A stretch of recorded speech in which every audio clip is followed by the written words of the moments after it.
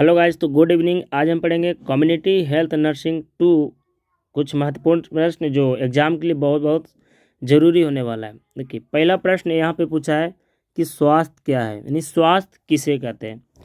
तो विश्व स्वास्थ्य संगठन के अनुसार, यानी WHO के अनुसार, जो व्यक्ति मानसिक रूप से, शारीरिक रूप से एवं सामाजिक रूप से पूरी तरह से स्वस्थ है, उसे हम स्वास्थ्य कहेंगे। यानी जो व्यक्ति बिल्कुल तरह से बीमार नहीं है, उसे हम बोलेंगे स्वास्थ्य।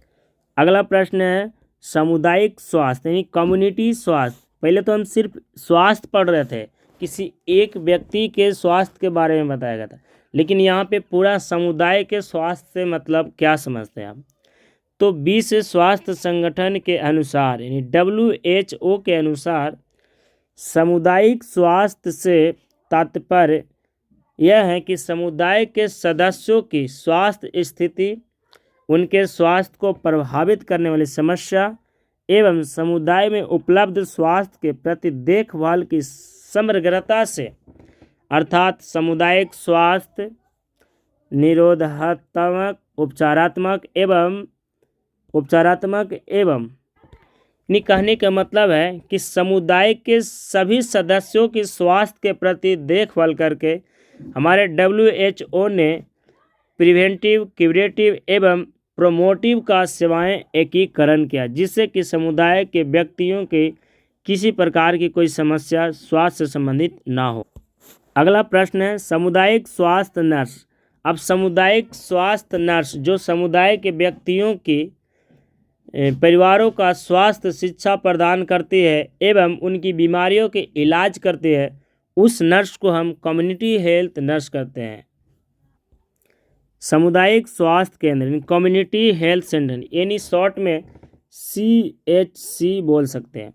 तो सामुदायिक स्वास्थ्य केंद्र ग्रामीण स्वास्थ्य सेवाओं के अंतर्गत सेवाएं उपलब्ध कराई जाती है। यह मैदानी क्षेत्र में 1,20,000, जबकि पर्वतीय या फिर आदिवासी क्षेत्रों में 80,000 जनसंख्या को कवर करता है। ये प्रत्येक सामुदायिक विकास खंड में सामुदायिक स्वास्थ्य केंद्र की स्थापना की जाती है। यानी इस तरह के 3 होते हैं। एक तो हो गई, जैसे आप मान लो, जैसे देख लीजिए, एक होता है CHC और दूसरा होता है PHC और एक होता है सब सेंटर, यानी HC। तो देखिए, ये जो होता है ये कम्युनिटी हेल्थ सेंटर होता है, ये प्राइमरी हेल्थ सेंटर होता है, ये होता है सब सेंटर, सॉरी ये होता है, क्या होता है, ये हो गया सब सेंटर। तो इसमें ग्रामीण क्षेत्रों में 1,20,000 जनसंख्या को कवर करती है और वहीं पे ये आदिवासी क्षेत्रों में 80,000 जनसंख्या को कवर करेगी। अब PHC जो हो गया, ये ग्रामीण क्षेत्रों में ये कितना 30,000 जनसंख्या को कवर करेगी और पर्वतीय या फिर आदिवासी क्षेत्रों में 20,000 जनसंख्या को कवर करेगी।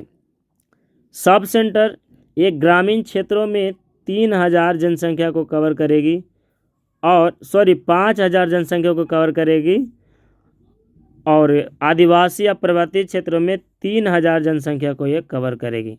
कितना? 3,000 जनसंख्या होती है। ये 3 जो होती हैं कॉमन होते हैं।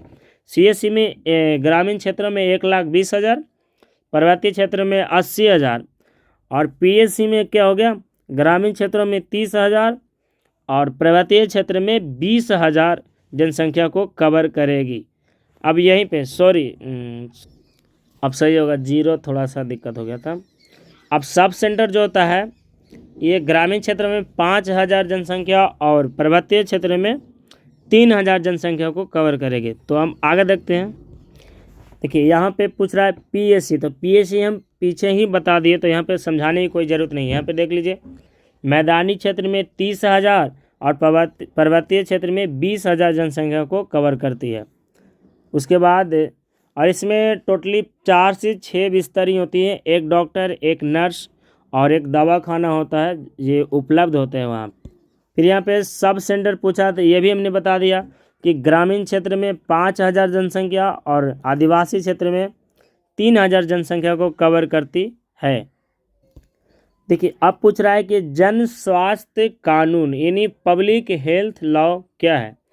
तो जन स्वास्थ्य कानून संगठित समाज की एक ऐसी वैधानिक शक्तियाँ एवं कर्तव्य है जिनके द्वारा व्यक्तियों को स्वास्थ्य बनाए रखने की स्थितियां सुनिश्चित की जाती है। यानी यह एक प्रकार की ऐसी व्यवधियां या फिर एक ऐसी शक्तियां एवं कर्तव्य होता है जिनके द्वारा व्यक्तियों की स्वास्थ्य तथा उनकी स्थिति को सुनिश्चित करने के लिए इसका जारी किया जा सकता है।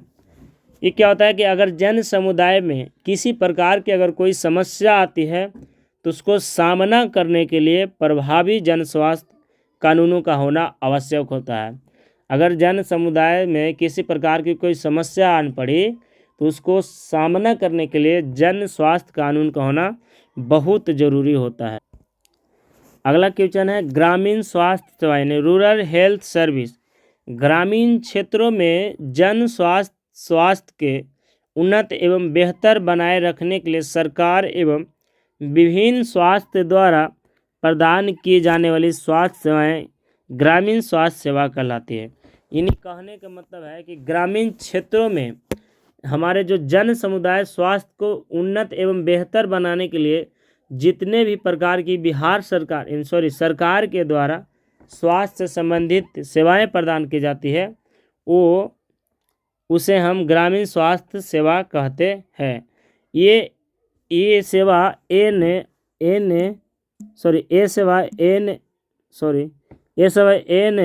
NRHM national rural health mission के द्वारा दिया गया है। अगला क्वेश्चन है चिकित्सा की देश प्रणाली या फिर आयुष क्या है। देखिए चिकित्सा की देश प्रणाली आयुष विभाग के अंतर्गत आती है जिसमें 5 प्रकार की चिकित्सा प्रणाली शामिल होती है। देखिए पहला है आयुष। तो आयुष का ए का मतलब होता है योगा, ए का मतलब होता है आयुर्वेद, ए का मतलब आयुर्वेद। दूसरा है वाई का मतलब होता है योगा एंड नेचुरोपैथी। तीसरा आपका यू हो जाएगा, यू का मतलब होता है यूनानी।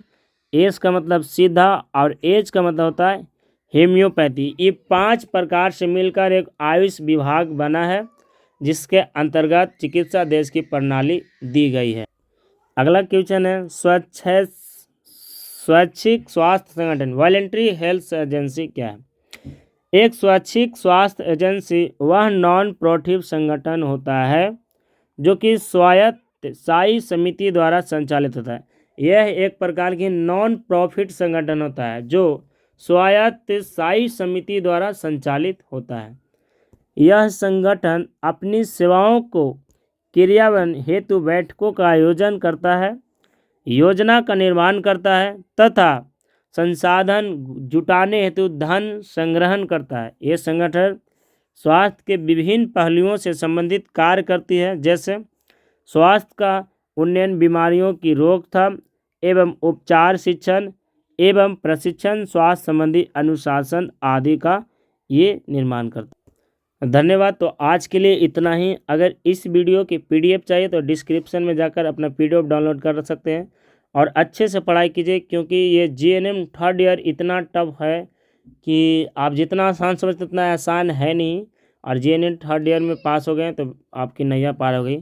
तो इसी तरह की वीडियो अगर और चाहते हैं तो चैनल को सब्सक्राइब करना ना भूलें और लाइक और कमेंट जरूर करें। तो इसके लिए धन्यवाद।